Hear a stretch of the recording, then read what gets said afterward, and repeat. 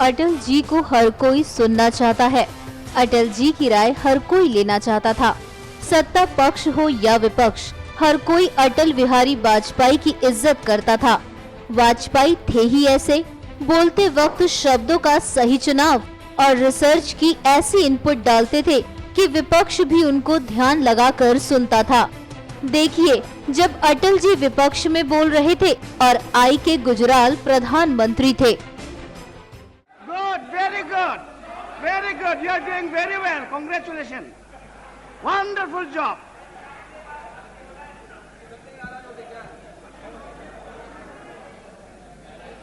अध्यक्ष महोदय, अब पटना में पानी भर गया है और वर्तमान सरकार उस पानी को निकाल नहीं पा रही और कोर्ट आदेश दे रहा है कि सेना की मदद लो। इसमें मेरा क्या दोष है?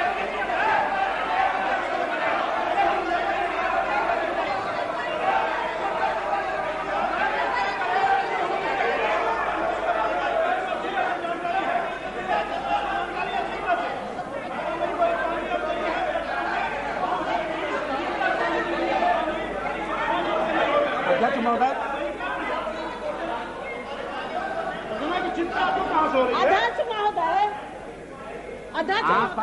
कर रहा था, आपका जानकारी है, मुझे मालूम है, इसीलिए प्लीज,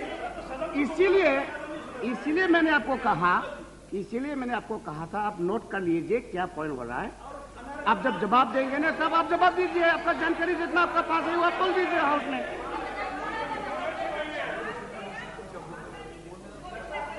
अध्यक्ष महोदय, मैं कह रहा था सदन से कि एग्जीक्यूटिव अगर अपने कर्तव्य का पालन नहीं करेगी तो फिर न्यायपालिका का दरवाजा खटखटाने के अलावा नागरिकों के पास और कोई रास्ता नहीं रहेगा। होना तो ये चाहिए कि एग्जीक्यूटिव अपने कर्तव्य क्षेत्र के अंतर्गत अपने कर्तव्य का पालन करे और न्यायपालिका अपने अधिकार क्षेत्र तक सीमित रहे। लेकिन अगर मामले लटकाए जाएंगे, ये चारा घोटाला लीजिए, 1.5 साल से चल रहा है, लगातार चल रहा है, प्रक्रिया जटिल है, विलंब होते हैं, भ्रष्टाचार के मामले कब तक चलेंगे? अगर जो जिन पर आरोप लगते हैं उनके साथ भी अगर न्याय करना है तो उसका तकाजा यह है कि जल्दी से सुनवाई होना चाहिए, तुरंत फैसले होना चाहिए। और इसके लिए अगर प्रक्रिया में सुधार करने की जरूरत है, प्रधानमंत्री प्रस्ताव लेकर आए और सदन उनका समर्थन करेगा।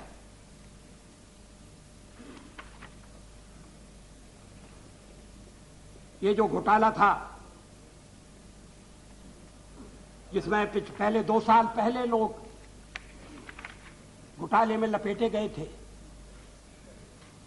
अब उसका जैसा मैंने अभी उल्लेख किया कि श्री यशवंत सिन्हा के बारे में आज फैसला आ जाया, श्री मोतीलाल वोरा और श्री शिवशंकर जी, अजीत पांजा, उनको कल मुक्त किया गया। ये 2 साल से चल रहा है। चुनाव नहीं लड़ सके, चुनाव खुद लड़ने के बजाय अपनी बीवी को लड़ाया और फिर बाद में वो सीट भी चली गई, वो एक अलग कहानी है, मैं उसमें जाना नहीं चाहता। लेकिन कितने लंबे मामले चलेंगे? दल के स्तर पर तय हो, संयुक्त मोर्चा कोई फैसला नहीं कर सकता। 356 का उपयोग करना है कि नहीं करना? मैंने आपका कॉमन मिनिमम प्रोग्राम देखा, आजकल उसका उल्लेख कम होने लगा है। उस कॉमन मिनिमम प्रोग्राम में ये नहीं लिखा हुआ है कि आर्टिकल 356 विल बी अबॉलिश्ड। ये नहीं लिखा है आपने। जो लिखा है उस पर ईमानदारी से विचार करिए।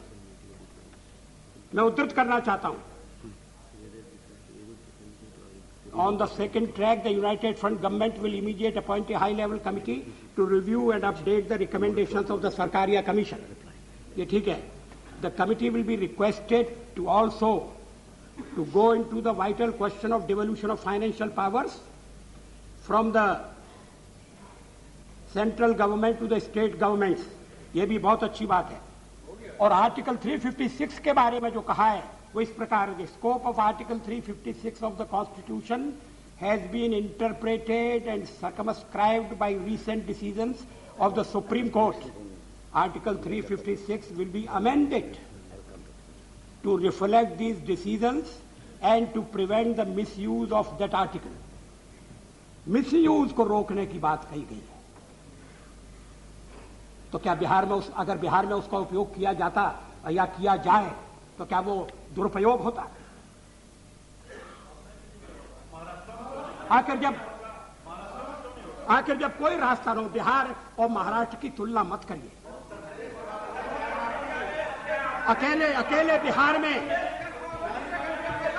बिहार में दलितों का जो सामूहिक नरसंहार हुआ है, उसके सामने मुंबई की घटना फीकी पड़ जाती है। आप बैठिए।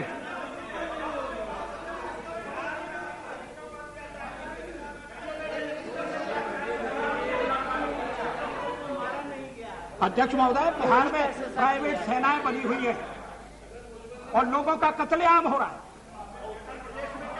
अब उत्तर प्रदेश में आ गया, अभी महाराष्ट्र में थे, अब उत्तर प्रदेश में क्या हो रहा है? उत्तर हिंदुस्तान की सबसे भ्रष्ट सरकार को आप समर्थन कर रहे हैं। सुनिए, आपको मैंने आपको जो कुछ कहना है आप नोट करिए। आपको बाहरी जब आएगी आप उसका रिप्लाई के रूप से आप बताइए। ऐसा इंटरप्ट करने से डिबेट चलेगा नहीं। Please cooperate, let us here. जो भी होगा, अबे अध्यक्ष ऐसा नहीं होना।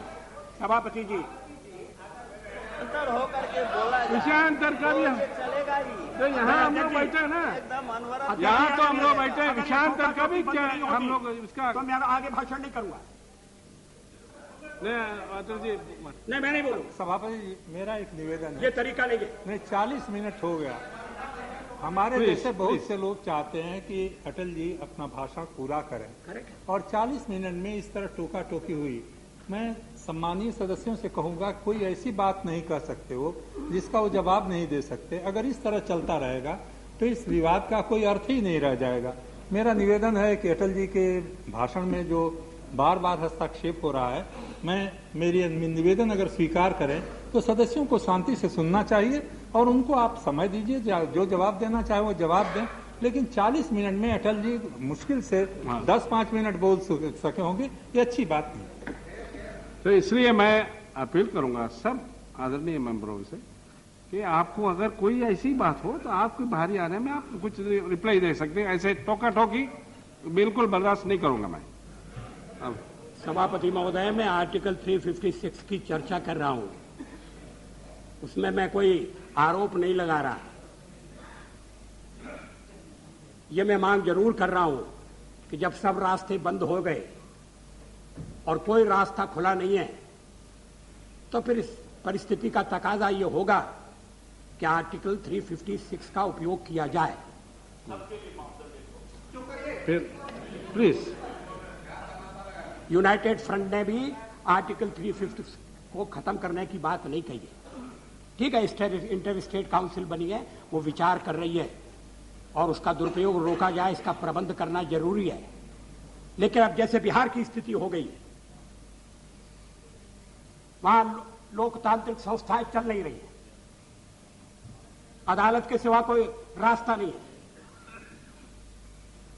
एक रास्ता था जिसका अवलंबन नहीं किया गया, नहीं किया जा रहा, और ये सुझाव उस दिन स्वतंत्रता की 50वीं वर्षगांठ के संबंध में आयोजित बैठक में श्री सी सुब्रमण्यम ने रखा था।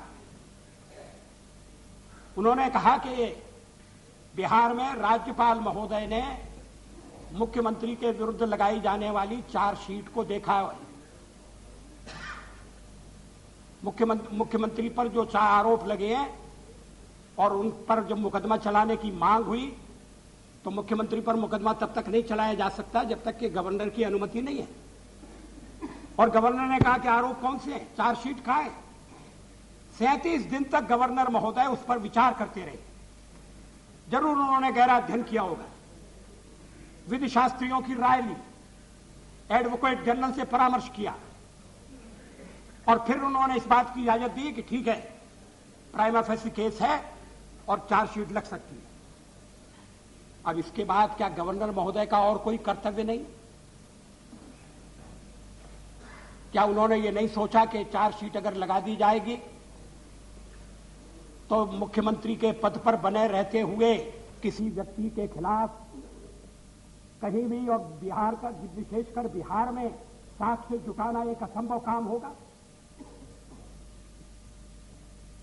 6 के करीब लोग संदेहास्पद स्थितियों में मारे गए। कौन खिलाफ गवाही देगा? कौन सत्य का उद्घाटन करेगा? छोटे मुकदमों में इसलिए कि गवाहों को प्रभावित न कर दें, बेल देने से इनकार कर दिया जाता है। आज बेल देने से इनकार किया, ये अच्छी बात है। NMF न्यूज की रिपोर्ट।